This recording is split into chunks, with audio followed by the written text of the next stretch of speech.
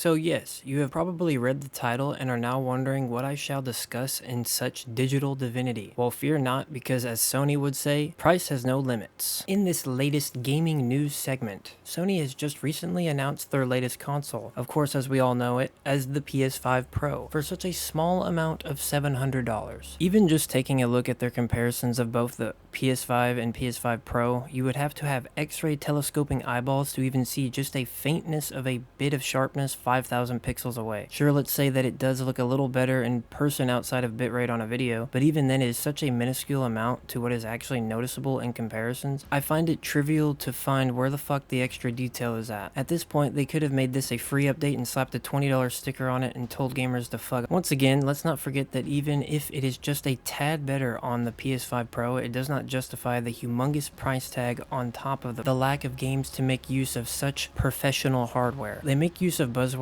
like teraflops or spectral super resolution or the claim of 8K 60 FPS gaming, but honestly, it's hard not to laugh at how the real world performance must seem to be with the use of these terms. When games can barely run 30 FPS with decent graphics on the current PlayStation 5, would 8K 60 FPS mean that you were oil painting on a fucking canvas in a thunderstorm? Who actually believes that of all things, the PlayStation 5 Pro is going to give you an enjoyable experience at that resolution and frame rate? Flagship hardware for PCs can just barely scrape over 120 Hz with 4K when you consider the amount of fidelity and detail of the modern games, especially at the highest graphical settings. It's not even like we were talking about a generational leap in terms of performance like the PS4 to what we have now. Maybe 8K 60 FPS on fucking Jak and Daxter's Precursor's Legacy is possible, but even then that has been around for a good amount of time with decent emulators on computer. It hasn't been long since the PlayStation 5 released, however since then, they have managed to scrape maybe one or two new game releases each year. I could be wrong or even overselling Sony's competence, but the fact is, over the course of the latest generation of consoles, there has been very few brand new games to play from this platform. Let us not forget that when the PS5 released, scalpers managed to upsell consoles for roughly the same price as the PS5 Pro, and just a few fiscal years later, Sony has to do the very same thing to you, the consumer. The peasants could never afford such luxury and treasure from our glorious plastic dildo. This latest revision from Sony manages to further devalue their already diminished lineup, and it is insane to believe that they are asking such a laughably high amount of $700 for the PS5 Pro. It is just straight corporate greed. I don't understand how one would fathom how Sony manages to move the price of a mid-gen refresh $300. Anybody that even has the slightest bit of one singular working brain cell could tell you that this is just another major blunder for such a company like Sony could make. This is also the same company that has not only unreleased the dog shit that was Concord, but has also neglected to act on making a proper Bloodborne remaster, which would 100% sell a metric fuck ton of copies, especially on PC. It seems that Sony has lost its touch on reality, and it shows how they have managed to spiral into one of the biggest pieces of a turd in gaming. The people were not interested in Sony's bland garbage that was Concord, and we're not going to wait for them to make a half-assed release of a Bloodborne remaster. Concord was one of, if not the single worst games to ever see the light of day,